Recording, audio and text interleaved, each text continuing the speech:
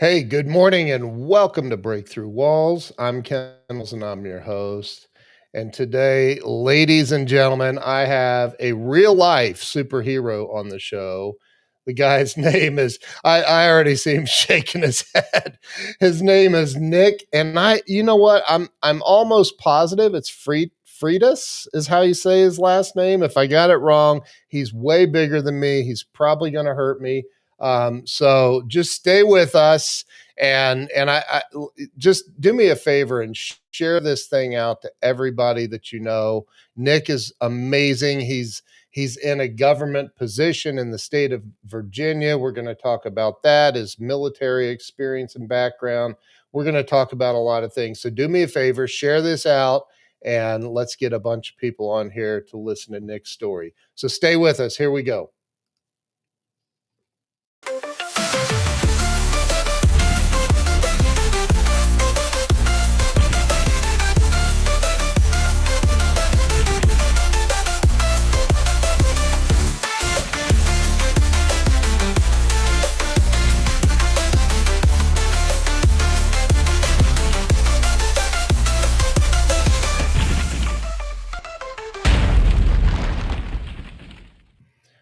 All right, we are back. Let me go ahead and bring Nick onto the show. Nick, welcome to the show. Hey, thanks very much for having me, Ken. Did I get your last name right? Close enough. I always tease people. So my last name is pronounced Freitas. Freitas. But I've heard Freitas. I mean, I used to tell people I will respond. My drill sergeant taught me to respond to anything remotely close. Right? Dude, I was like, so I'm going through, I'm watching a bunch of your shows on YouTube, your podcasts. By the way, congratulations, man. You have a huge following on YouTube. That's amazing. Oh, thank you. But, I'm like, he doesn't say his name in the beginning of any of his shows. Crap. And then I forgot to ask you before we started the show. No worries. Yeah. So Nick, I've done this now, I guess about 6 years. And I started this to help myself have a breakthrough in life, and it's worked. So, I want you to start, if you don't mind, just share with everybody where it all started for you, where you were born and raised, and all of that fun stuff. Sure. Well, I guess the kind of the life story in 3 minutes or so is born and raised in actually Chico, California, and I would spend the summers with my dad in Southern California down in Chino, and then the school year with my mom in Chico. Graduated from high school, and 2 weeks later, I was off to infantry basic training at Fort Benning, Georgia. Went through basic training, airborne school, then went to the 82nd Airborne. About 11 months after I graduated high school, I married my high school sweetheart, Tina. So we've been married for 26 years now. Originally, wasn't sure how long I was going to stay in the military. Again, like I said, I was in the 82nd Airborne, had an opportunity to go to some pretty cool schools, like Ranger, Sniper, some other things like that. And then I was going to re-enlist to go to Kosovo, and my sergeant major said, we're not letting you go one battalion over, because they were frustrated that my battalion had spent this money to have me go to these schools, and I was going to go one battalion over to go to Kosovo. And so I was going to get out of the military. And then my wife said, we both talked about it. We said, look, let's re-enlist one more time. You can kind of pick where you want to go. And so we re-enlisted to go to Hawaii. And 3 months after we got there, 9/11 happened. And I looked at my wife. I said, well, I know what I'm doing now. So wow. I volunteered for Army Special Forces, kind of better known as Green Berets. Did a couple of combat tours over in Iraq. And then I got out at 11 years, in part because I was definitely getting frustrated with respect to how the war was being conducted. I didn't claim to be some, massive foreign policy expert, but I did know there was something wrong with the way we were fighting a war in which it looked like we weren't interested in winning as much as we were just being there, perpetually. And so I got out and I decided that I was going to work in a field that, I had to pay the bills, right? So I did some defense contracting work, but I wanted to get involved in politics, in part to hopefully inform on the foreign policy side of it. And I started getting involved in a local committee, started, helping out other candidates, got asked to run for office, eventually ran for the House of Delegates. And I've been there for the last 10 years. I just announced my retirement. And part of that was because, during that process, I really became convinced that while the political realm is an incredibly important fight and one that we have to be constantly engaged with, there are deeper cultural issues that explain a lot of the problems that we have going on in politics right now. And I'm a huge believer that the way that we're going to actually save our country is by first saving the family. And kind of restoring this idea of what does a good family structure look like? What does genuine masculinity look like? Femininity look like? What is it like? We've homeschooled our kids. And so I'm a big advocate on parents being more involved in their child's education, regardless of how they do it. So that's kind of like from, I have 3 children. My oldest daughter's 22. Now married. My son is now off in infantry basic training himself. And then my youngest daughter graduated high school as well. So we've kind of gone through this journey, and we talk a lot on our social media platforms, whether it's Making the Argument or some of the other stuff we do about culture, society, theology, politics, with all of it based on this idea on how do we address some of these underlying cultural issues in order to, again, I think, save the country. And everybody watching, make sure you go to at least YouTube, and I'll put the links in the show notes and everything to all of your social media, but go to YouTube and subscribe, and Making the Argument.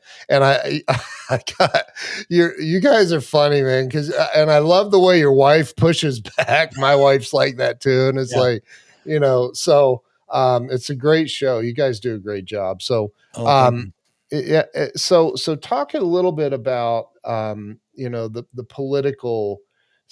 So I'm very, I told you before we got started that I was swatted.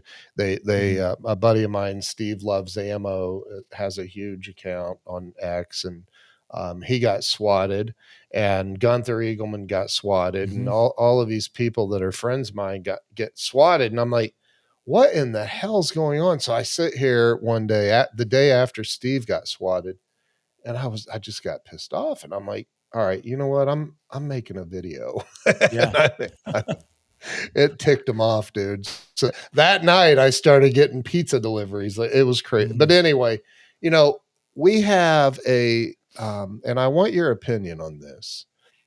We have a 2-party system in this country, in theory, that's Democrats and Republicans. And I said the other day, I don't think we do anymore. I think we have a uniparty that is communists and we have America first. And I think that, and what you just said, I think that the America first part of it is the God-centered family, love of country and all of that stuff. Is that what you're talking about with the family unit, bringing God into it? Oh, I mean, I think that's an essential part of it. Yeah. And people will fight me on that. And obviously you can bring up examples of people that have lived very productive lives that, are atheist or agnostic or whatnot. But no, if someone's asking me what I believe has worked and what I've observed to work and what I think is also true, then yeah, my Christian faith is actually, it's a core component of that. I think the frustrating thing that I see within politics is there's an element of status quo, and you will find people on both sides of the aisle that are quite comfortable with the status quo. And regardless of who's in power, they get their budget amendments passed and they get their bills passed for the most part, and they don't rock the boat and they don't shake it. And some of them do. I don't think because there's some sort of, I think some people do genuinely despise the United States. They despise our founding principles. They want to fundamentally change it. And I think other people are just quite frankly naive. So I don't think that it's everybody's this super villain character, right? Because it's very easy to fall into, I mean, look, 10 years in the legislature. Right. And it's very easy to fall into this idea that, well, you got to compromise to get things done, which is true on some level. The question is what is your threshold for compromise? Are you willing to compromise on fundamental principles in order to get your little bill passed because you think it'll get you help get you reelected? And I've just watched too many times as I've seen Republicans in deep red districts, right? Yeah. A lot of times we're slamming the guys in purple districts. Can I just say, as frustrated as I get sometimes, I at least understand the motivation of someone from a purple district.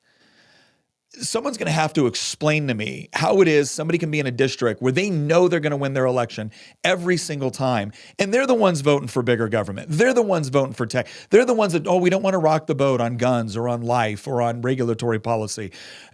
I'm like, look, I got very, very little use for somebody in a safe district that's not willing to do anything. And that goes to the point, your point before of like, okay, do we really have Republicans or Democrats, or do we really have people dedicated to a particular system that they have figured out and benefit as a result from it? And I think that makes up a huge chunk of people in political office, because it's the easiest. It seems to make sense. But ultimately, we're dealing in a situation right now where you could go back maybe 60 or 70 years, maybe more of that, and find a lot more common ground between left and right on some of these issues. We're now dealing with a worldview. When you look at critical theory, right? Yeah. And out of critical theory, you get, again, it's somewhat neo-Marxist, which people always flip out about that term, like you're accusing everyone of being a communist. It's like, no, it's just they have adopted a worldview, whether they recognize it or not. They have adopted a worldview that is heavily influenced by Marxism. It's just that Marx wasn't their teacher, right? Herbert Marcuse was, or Michel Foucault was, or Jean-Paul Sartre was. But ultimately, it's the same thing. What people need to understand is that worldview is diametrically opposed to the worldview that made America possible.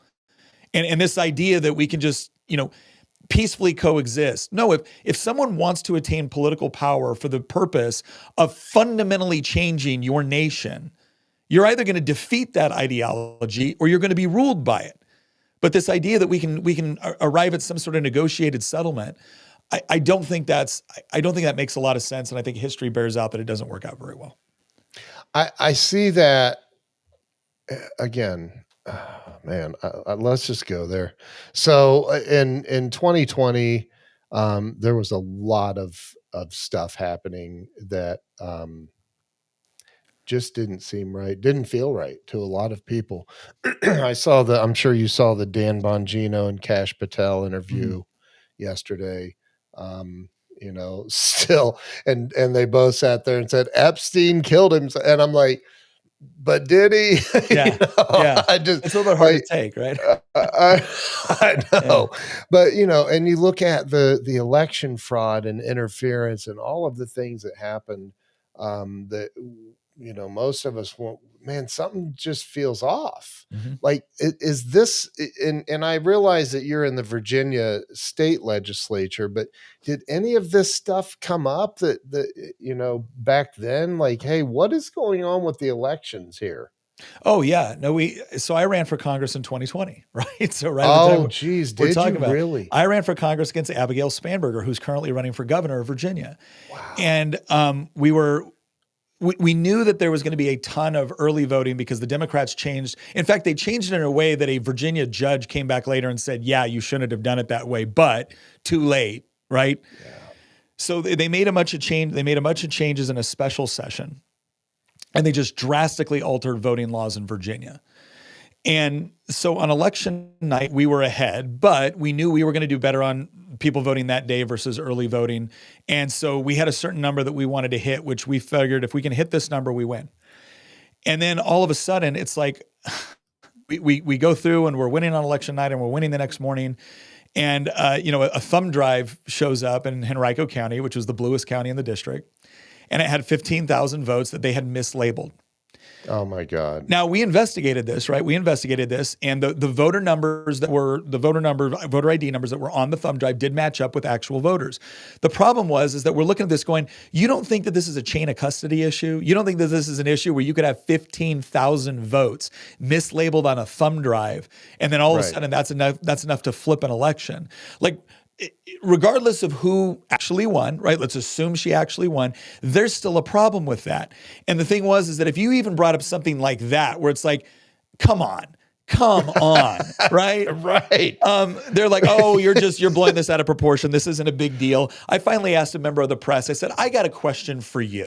Since you want to say I'm such a bad guy, you want to say Trump's such a bad guy for questioning obviously shady things that were going on, okay? Right. Here's my question, ma'am. If on election night, Abigail Spanberger had been kicking my butt, and then a thumb drive showed up magically in the reddest county in the district that had been mislabeled. And all of a sudden, her lead completely eroded and I won. Yeah. Right? At the Yep. same time that we just changed all of these voter laws where people were getting absentee ballots sent out in their name without having requested them. Like, you wouldn't have any question. She goes, well, yeah, that would be, I get what you're saying. I'm like, you say that right here in a private conversation with me. You say that. You know what you won't do? Go back and report it. That's right. I said, that's why I don't trust you anymore. And that's why I don't care about your insults anymore. Call me whatever you want. Yeah. Right? Like, you've demonstrated a level of intellectual dishonesty in these areas. And here's the part that I think people need to understand, because there are some people that want to chalk everything up to voter fraud. I don't buy that for a second. I think voter fraud has become a significantly bigger problem than it's ever been before, but it doesn't account for everything that's going on. What 2020 revealed to us and what Doge has revealed to us is the whole Antonio Gramsci, march through the institutions, take over the culturally shaping institutions. They have done an excellent job of infiltrating every single institution that we would have considered maybe somewhat ideologically neutral, and have taken that over. Well, okay, so when you are the predominant worldview within academia, when you're the predominant worldview within your public school system, when you're the predominant worldview within arts and entertainment and Hollywood, when you're the predominant worldview within the massive federal bureaucracy which hands out funds left and right to, ideologically aligned NGOs and nonprofits, right? When you control all of those things, or you have effective ideological capture, which is to say 80% or more of these institutions, regurgitate what you do and are actively working on your behalf, you can accomplish quite a bit. And that's what I think 2020 revealed, is that all of a sudden, when a parent had a video into what was going on in the classroom, it was like, you're doing what? You're teaching what to my child?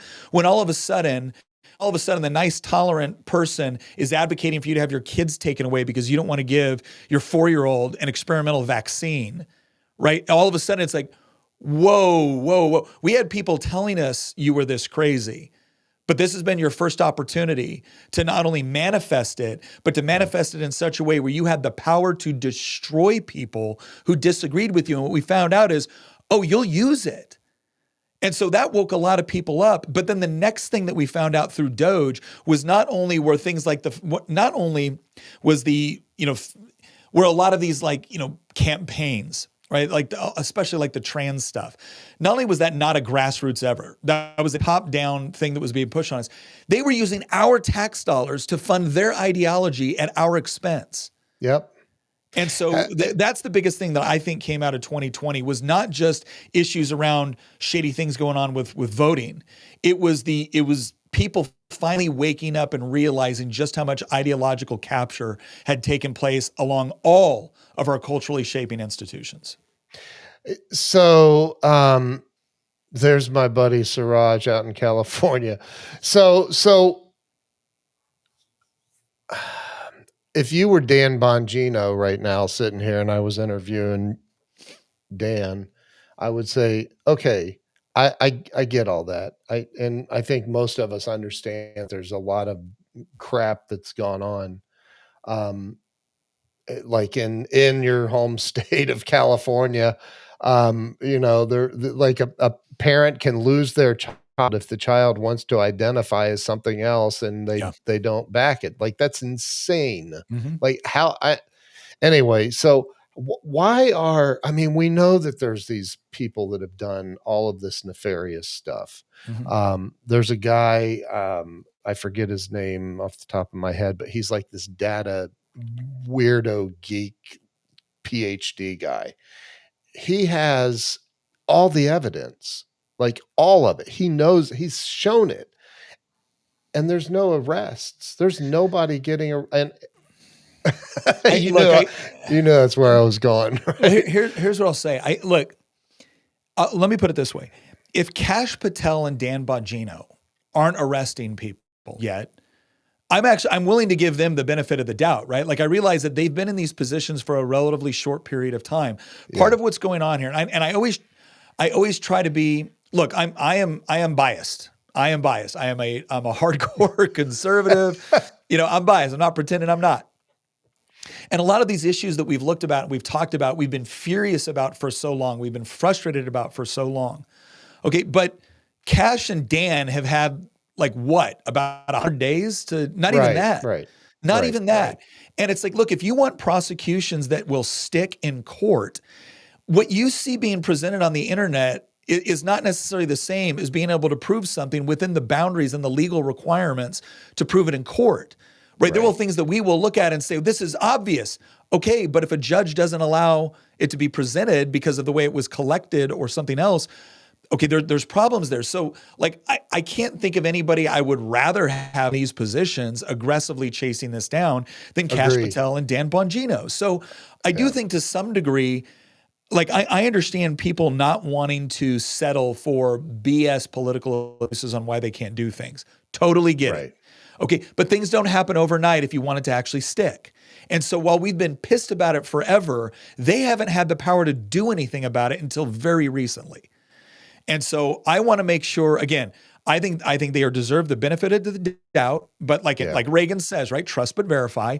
If we're Yep. 2 years into this and nothing's happening, I'm going to start to ask some more difficult questions. Sure. But I mean, my gosh, give them a little bit of time, right? I think I can't think of another presidential administration in my lifetime that has moved this far, this fast to try to achieve positive outcomes. But keep in mind, they are fighting an entrenched bureaucracy that doesn't like them. And there are a whole lot of legal codes that protect that bureaucracy. And they're pulling out all of the stops to try to cover down on a whole host of issues. So I'm sympathetic to the difficulty with achieving this properly and doing it the correct way. By the same token, can I tell you something? There are so many things that people look at and say that is evil. You know, why are we not arresting people for that? Because it was legal. Like, you really want to know? You really want to know the true horrible things that we've uncovered is not all the illegal things that our government was doing. It's the legal stuff they were permitted to do. Yeah. U.S. aid taking your tax dollars and sending it to go do, trans operas in Colombia is horrible. It's stupid. It's ridiculous. Why did they do it? But it wasn't illegal. And that's another thing I think people need to understand about this whole fight that we're coming up on is a lot of what we're identifying is behaviors and procedures, which just seem unethical as all hell. But until Congress actually acts to either change the laws appropriately, or we can all appreciate that this is part of the reason why you don't want a federal government as massive as it currently is because it provides for things like this. When voters shout out, I just want my politicians to do something.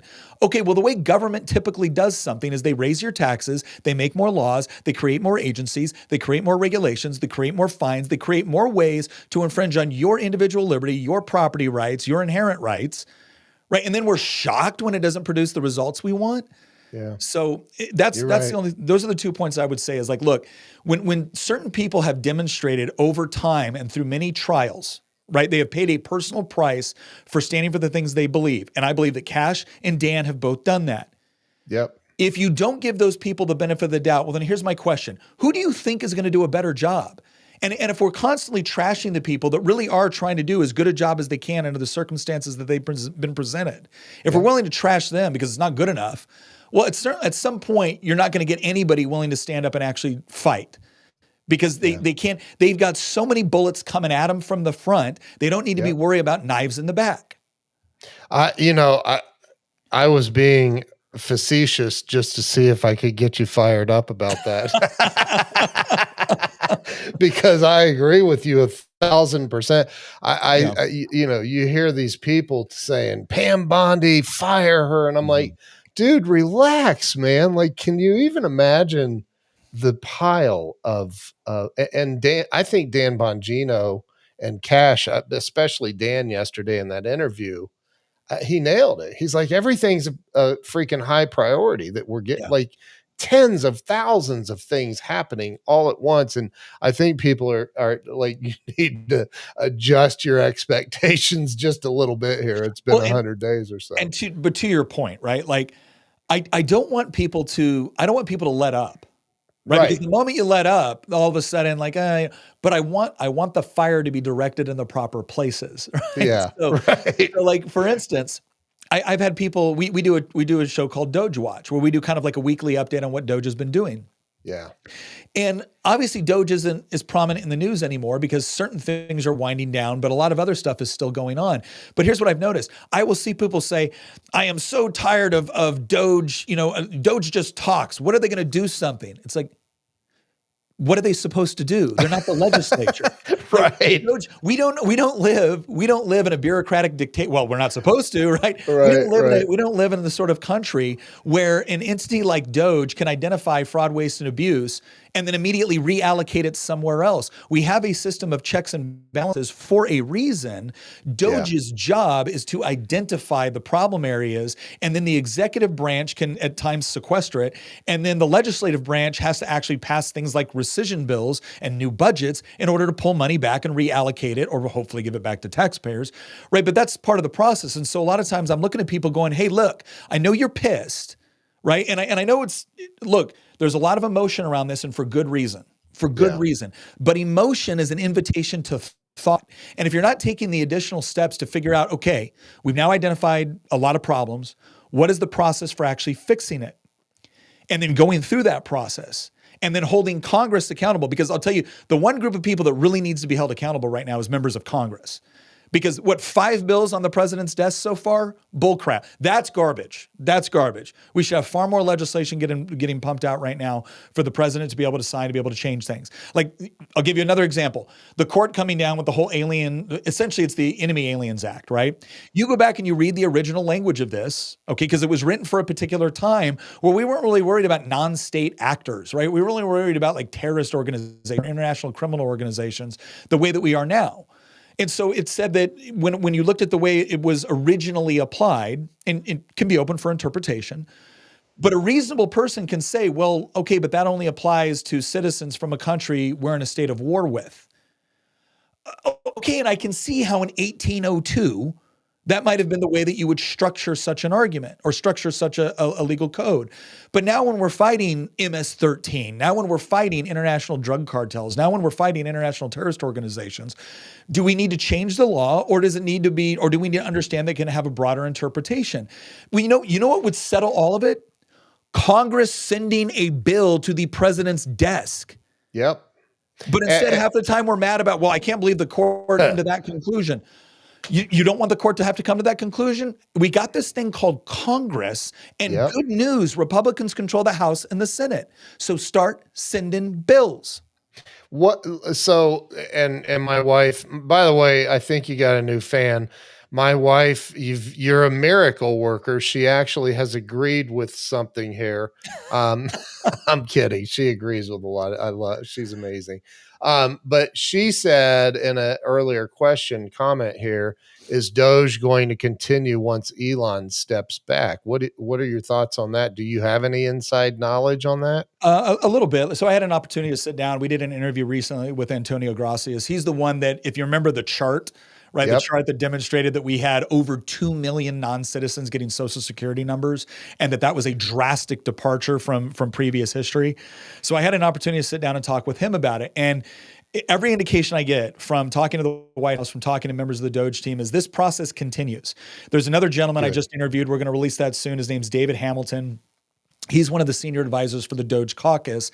And we have this whole conversation about Doge 2.0, because the initial work that Doge did was exactly what they needed to focus on. Find the most egregious cases of waste, fraud, abuse, all of that, because the American people needed to know exactly how bad it was.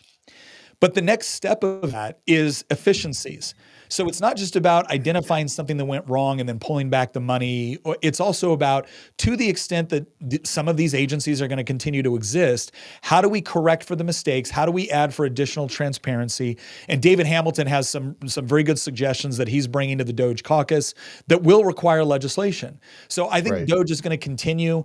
You already see that there's a new element on the Doge website that is now focused on regulations, and they already anticipate about 27 to 28 billion in additional savings from getting rid of, redundant, out of date, absurd regulations.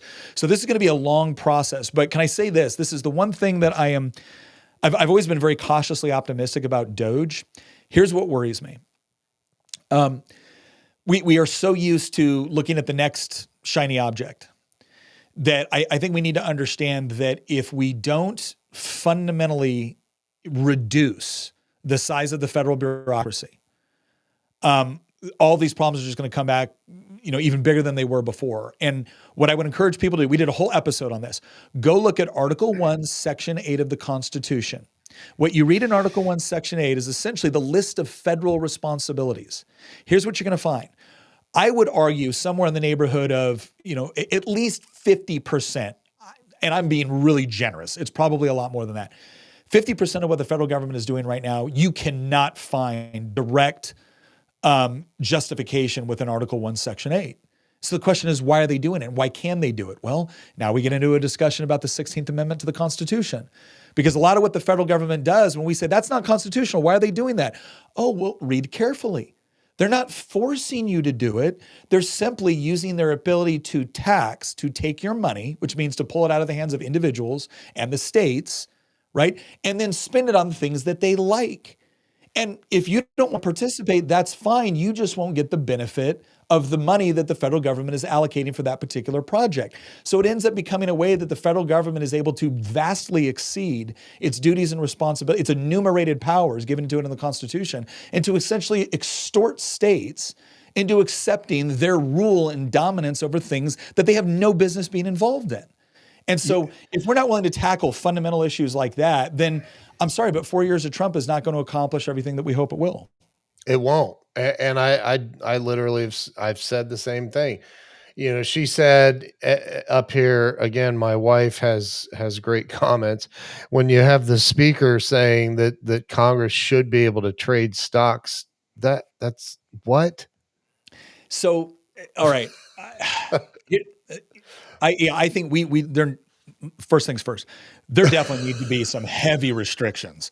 I mean, seriously, sort of stocks they can trade, right? Like, should a member of Congress be able to have like an index fund for their 401k? I think most people would say, sure, whatever.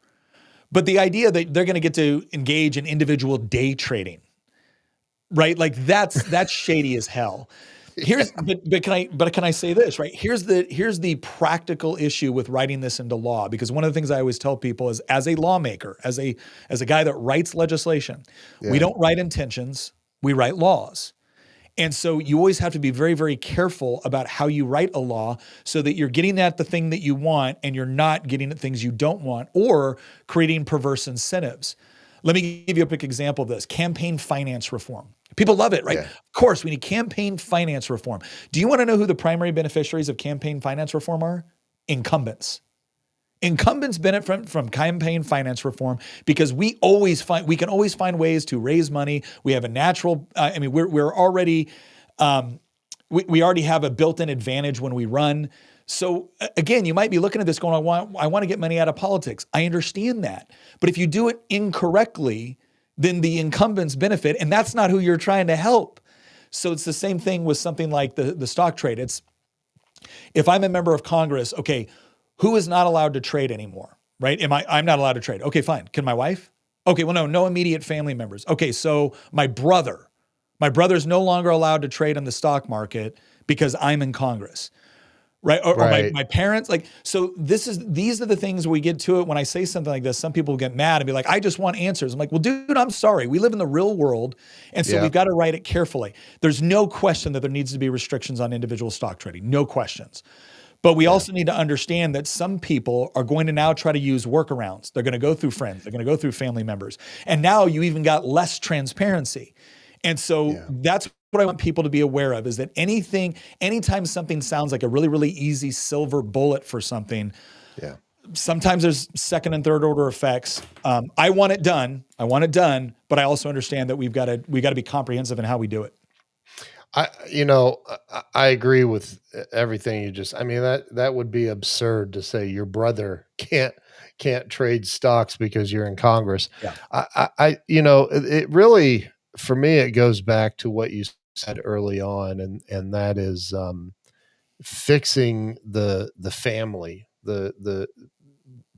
I really believe that's the genesis of our problems in this country. Is we don't have my wife and I and our daughter went to church yesterday, And I'm sitting there looking around at, you saw there's a lot of single moms and it's like, where are the men in this country? Why are they not stepping up and being real men? And since when did it become so popular to want to convert to a woman? Like, Yeah. what is going on? And so I think, again, I think it goes back to that fundamental, putting God in the center. I think, No, well, personally. look, I think a lot of the times there's been a lot of criticism about men. And I think some of it we need to recognize that if you're a 20-year-old man, almost your entire life you've been told you're the problem. You've been told that everything's a result of the evil cisgendered patriarchy, and so you're walking around being told that your masculinity is toxic. That you need to sit down and shut up. The future is female. You need to whenever something comes out that you don't like, well, that's okay. It's not for you. I mean, that has been woke ideology has been the predominant ideology. Now we're starting to see a backlash, a significant backlash, and young men are part of the people leading that backlash. But that's been the case for like a couple decades now. And so like I'm old enough to remember growing up at a time where masculinity was still celebrated. We still expected men to behave a certain way. We still expected women to behave a certain way. And that wasn't meant to be like restrictive. It wasn't that, like, I don't remember growing up in an era where a woman having a job or having a high powered career was a bad thing. It wasn't, right? It was women could attain to whatever level they wanted within politics, within industry or whatnot. But we didn't elevate that while denigrating women who chose to make raising or educating their kids their primary occupation within the family. We didn't denigrate that. Well, now we have. Now we've gone through a couple of decades now of doing that, and young men have grown up in that environment. Well, young men are revolting because they were always going to. They were always going to revolt against the system, which essentially deliberately excluded and demeaned them. And by the way, you want to talk about the single dumbest thing that wokeism ever did was alienate young men, was act like young men don't matter. Oh, really? Okay. Well, quick question. Who exactly do you use to fight wars or fight fires or fight? I mean, don't get me wrong. I know we can all play make believe that all of these roles within society are completely interchangeable between men and women.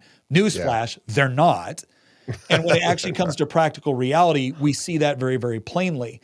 And so now young men are starting to revolt against that system, which God bless them, they should. But the question is which direction are they going to go? Because one of the solutions that are offered is not one that focuses on being, it doesn't focus exclusively on being strong, intelligent, wise, powerful, for the purpose of something, maybe noble or transcendent or bigger than them. It's more about so you can have nice houses, fast cars, beautiful women. It's very hedonistic on some level. And what we're trying to do now is we're trying to push men into this idea where we say, yeah, you have been lied to. Your masculinity is a good thing. You need to develop yourself spiritually, emotionally, intellectually, physically, and professionally. But if you really want to have something that gives you meaning and purpose, then it has to be in the pursuit of that which is honorable, that which is noble. And honestly, I do think that's ultimately what men want. I mean, yeah, hey, would we all love to have a nice car, a nice house, and a beautiful woman? Sure. And we're not saying you can't have that, but that beautiful woman should be your wife, not a bunch of, chicks at the club, right? That house should be earned through productive labor, right? That car should not be consume your identity. And that's what I'm hoping that we can actually do. I'm hoping that we have a generation of young men. And look, I am encouraged by the fact that more and more young men are starting to go to church. They're looking for something that actually provides stability, morality, truth, identity, genuine identity. And that's a good thing. But our churches are going to have to understand is they've also been a part of the process of alienating young men. That's right. Amen to that. Amen to that. Yeah. Wow. My wife said that's why men like Andrew Tate and his brother are growing in popularity.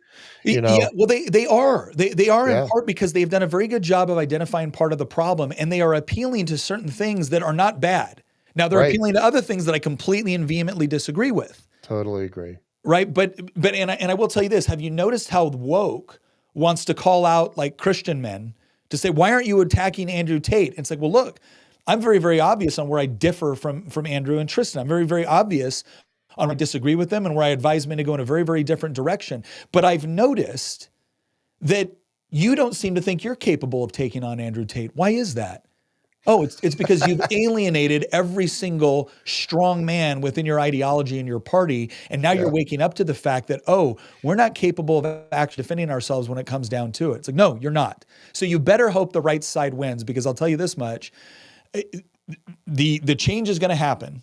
The change is going to happen one way or another. The woke lose no matter what. They do not have the means to sustain themselves long term. But there's one element that is it is going to have a very different approach to them than the other one. And so, yeah. I am picking up what you're putting down.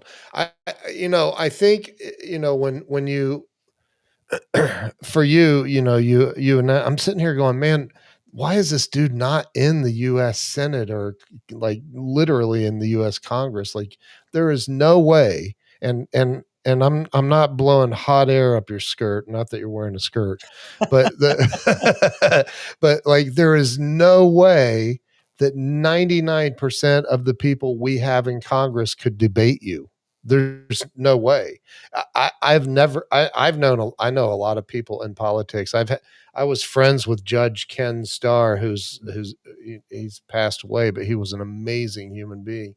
Um, you're smart, and you understand the Constitution, which is huge.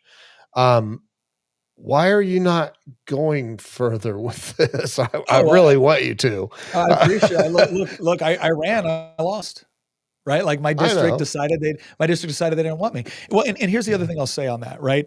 One of the things that we need to understand about politics in general is that all political races are about 70 to 80% geography and timing. So if you're in a very, very conservative district and you're very, very conservative, you're gonna win the general election if you can get through the primary. So all of that, but if you're in a very, very liberal district, well, I don't care how good you are at debate, your ideology doesn't line up with the people that are voting, and so you're going to lose, right? And there's a lot of people. Morton Blackwell, who's just a legend in Virginia and really kind of Republican politics, he talks about what he calls the Sir Galahad approach to politics, and it's people that really go into politics thinking, my cause is just, and therefore I shall win. Like, yeah, that's not how reality works. Like, hey, we may God wins in the end, but there's still a lot of room for some L's, right? In between that, right? So, right. So I will see people that will have this idea that, well, I'm just gonna work really hard at it. I'm like, okay, well, that's cute, dude, but you're going up against somebody that's already got $2 million in the bank.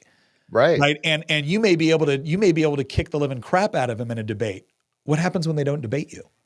Like Abigail Spanberger agreed to a total of 1 televised debate, and she only agreed to it about 3 weeks after early voting had already started.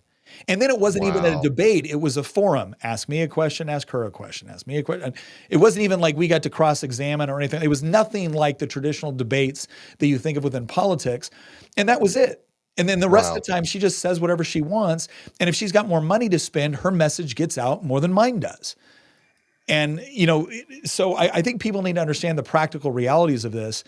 And the other thing, again, that I will go back to is, if you want better,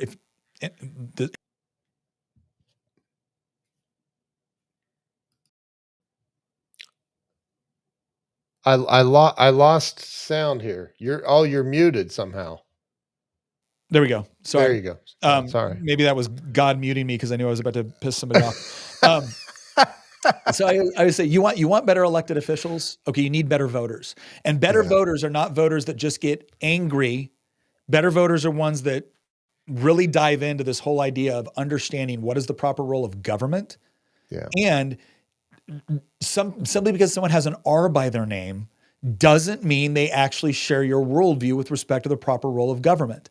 Republicans are some of the biggest spenders out there, depending on what the actual topic is.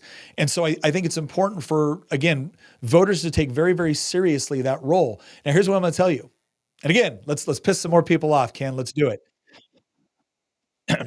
Does everyone here understand? I think I am willing to bet that everyone on watching your channel inherently and intuitively understands the problem with state-run media. They just get it. The idea of the government running the news, the idea of the government running the newspapers, right? That's all something they would look at and be like, no, that's absurd, because what you're going to get is a media that is incapable of holding the government accountable and pushing a particular agenda. Okay. Now do government run schools?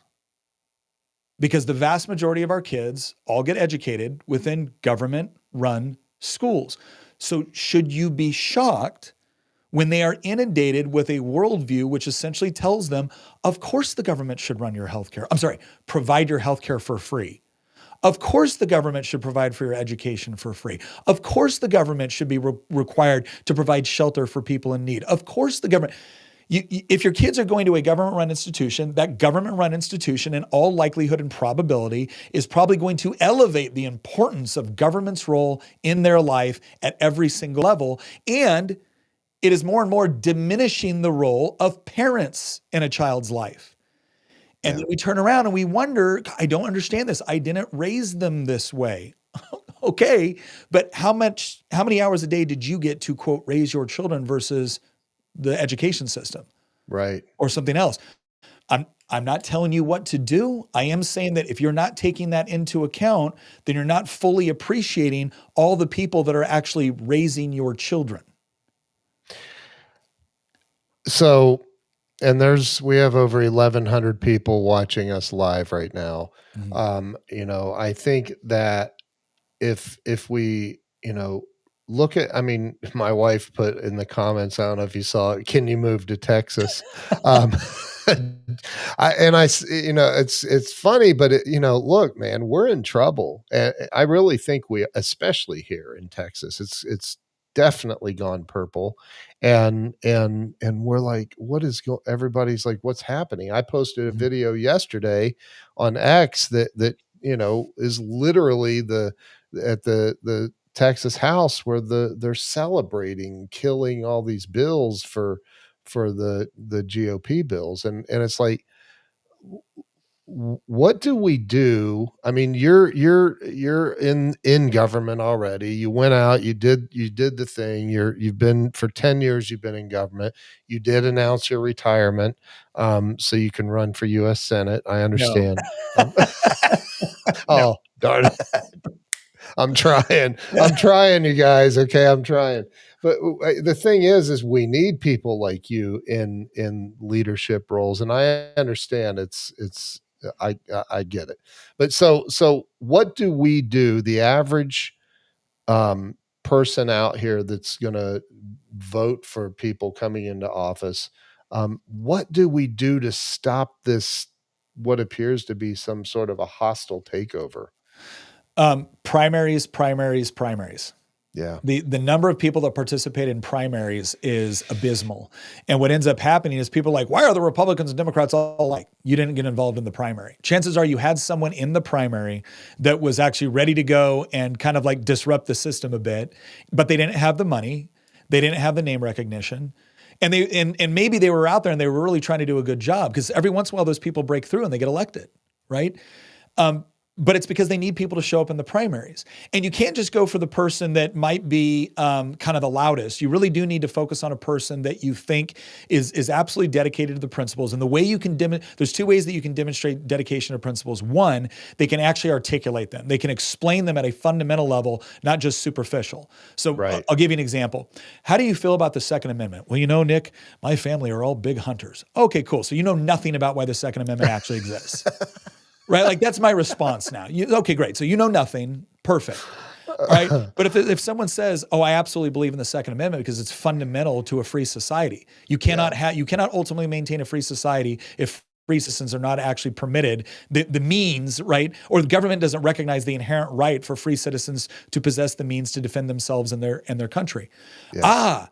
Now I'm talking to somebody that I at least know understands why it is the way it is. The next question I usually ask, and this is something, when I announced my retirement, I also immediately announced who I endorsed to replace me. And one of the phrases that I use when I talk to people is, I will see people who have not really been involved, or they have been involved, but not in any of the controversial fights, right? They've always kind of kept themselves safe from anything that they thought could, potentially cause them issues. Yeah. And they'll get up there and they'll say, elect me, I'm going to fight for you. What do you mean you're going to fight for me? This fight has been going on for decades. Don't tell me you're going to fight for me. Show me your scars. Show me somewhere where you have put in the effort, you've assumed risk, maybe you've paid a price for standing up for what you believe. Because if you haven't done those things by this stage, screw you, dude. You don't get to step up now and say, oh, I'm ready to lead. Really? Were you ever in the trenches? Or were you saving yourself for this special moment in time? Like, no. Like, I want to see scars, baby. I want to see that you have fought, that you have risked something, and that you're serious about this. Because here's what happens. You get down into a political environment, all of a sudden, you will just be shocked at how the moment you get elected and now you have some power, you become better looking and funnier, and people laugh at your jokes and they call you nice things and they want to sit down and talk with you and they want to discuss to you the way it really works, right? And it's like, Nick, I understand you're passionate about this, but this is the way it really works. And there is some element of understanding that. There's some element of understanding that and having to work within the boundaries. But you need people that are willing to step up and say, no, this is wrong. Here's why. And look, with social media, it's never been easier to do to a broader audience because you don't have to talk through the lens of the legacy media anymore. That's right. So those are the two things I would say. Find candidates that actually have those two components. They understand what they believe and why. It's rooted in something bigger than just themselves or the desire to be in public office. And then find somebody that's actually put in some work when it wasn't just all about them getting elected. Those are the two things. Secondly, from a voter standpoint, you have to participate in the primaries. You do not get to bitch, right, about rhinos when you had an option in the primary, but you couldn't be bothered, right? That's drives me nuts. You got to be a little bit more involved. Yep. Now, look, I don't want so much of our lives to be this dependent on who holds political office. But if you want to get to that point, then you have to elect people that are going to get there and not just vote correctly. They're going to be an advocate. They're going to carry legislation to actually decrease the size and scope of government to what it was intended to be, not what it's become. And that means you're going to make enemies. That means you're going to make enemies. And if you're not comfortable with that, this is not the business for you.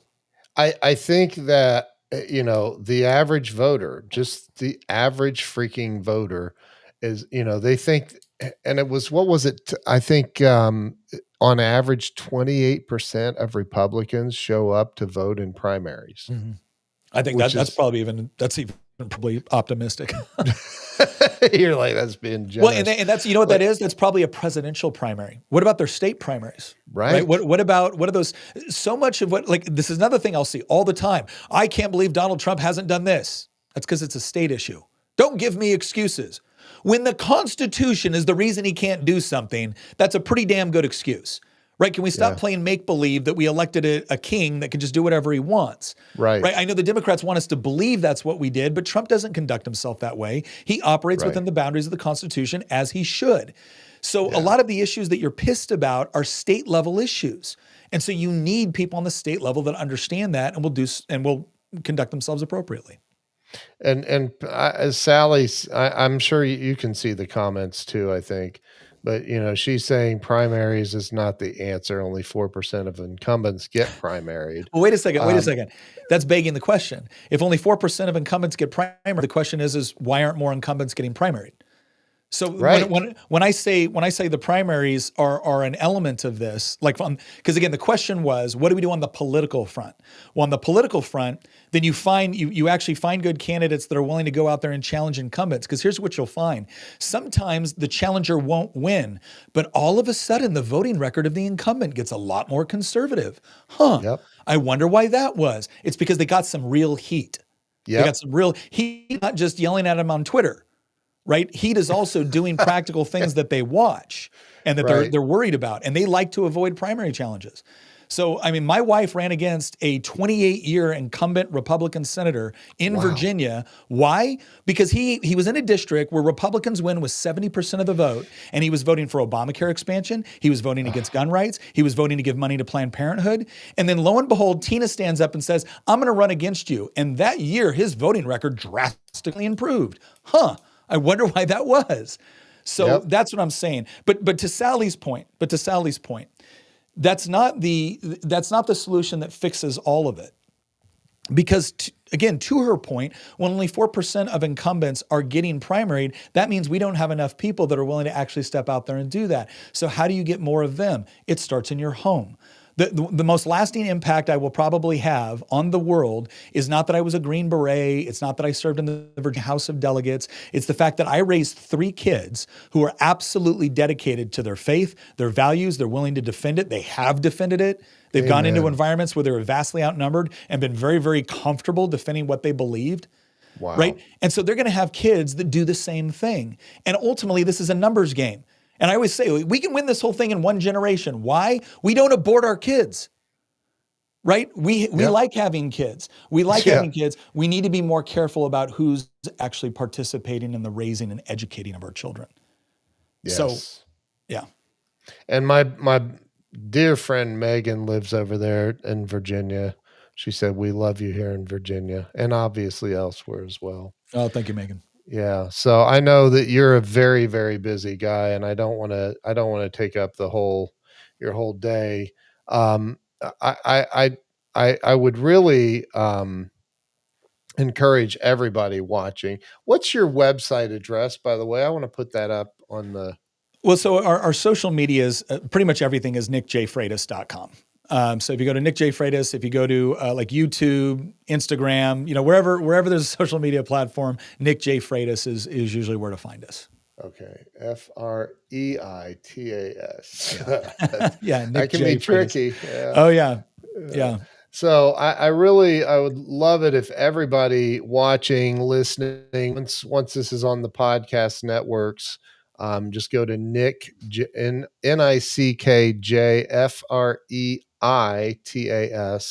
nickjfreitas.com. Yeah. But it's easier to find me just by typing in Nick J. Freitas into like Google, and that'll take you, if you go to my Instagram page, we have a link tree on there and that'll show you all of our programs. Okay. Yeah.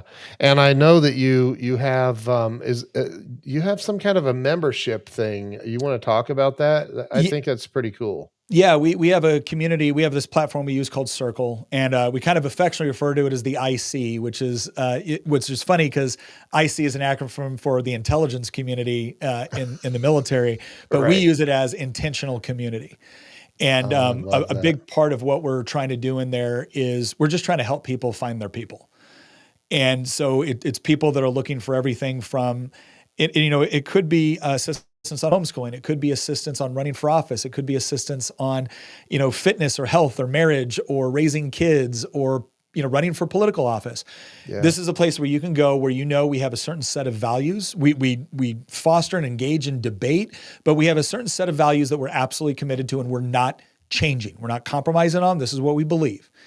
But if you want to come and be a part of that, it's a great opportunity. Some of the stuff we've been doing a lot lately, a lot of it has been relationship focused because we've already had a couple of people now that met each other within our community and either got married or are getting married. Wow. And a lot of that has been about just, sitting there and talking about the importance of marriage and how wonderful it is and, how culture has attempted to denigrate it, but it remains strong because it is the building block of society. And it is. If I could just say one other thing. Yes. I know how frustrating things get, and especially when we're focused on politics, it's very easy for it to get frustrated. I am so optimistic ultimately about the way things are going because I do think more and more people are recognizing that not only have they kind of been lied to by a lot of institutions that, quite frankly, we all should have been able to expect better from. But it's because we still do live in an incredibly free country, and there are so many options and opportunities out there. And I'm seeing more and more people look for that kind of community and are now taking control back again. They're not accepting what the powers that be tell them they have to settle for. And it's not just political. It is about taking greater control over their health. It's about taking greater control over their families and the education of their children. And when I see more and more people adopting that, and then I see it's tough, right? It's tough to take more responsibility. But ultimately, it's the responsibilities that we have within our life that actually give us the most purpose, meaning, and happiness. And so I want more people to recognize that there is so much you can do out there. You don't got to wait for an election and you don't got to ask permission. You just go do it. And that's really what being, I think, a free American is about, is recognizing, no, I don't got to wait on anybody to give me permission to do the things that I need to do for my family, for my faith, and for my country. And the more people become committed to that and the more strong and bold they get in it, that's what saves us. Totally agree, man. And I think, I think about my grandfather who did 2 tours in World War II and died a Democrat. And I think about that and I'm like, there is no way he would believe. I just know, and it's like, because it was completely different back then. And I think if we can get away from this political divide and stop listening to what the mainstream, the government run media, whatever run media. But Nick, you're phenomenal, man. I am so grateful that you invested the time today with the audience and everybody on X. We have over 1,200 people watching on X. If you would please go follow Nick. Um, he's amazing, and I appreciate you, everything you've done. Thank you for your service, as I've already said, and not just in the military, but in government office. It's incredible. So thank you. I Well, appreciate you. it's been my pleasure. Thank you very much for what you're doing. Oh, it's my honor, my honor. So everybody share this out if you haven't yet. And Nick, if you can hang on real quick, I'm going to wrap this up and then we'll chat real fast. And everybody, thank you for watching. Thank you for sharing. And we will see you all later. Thank you, Nick. Thank you.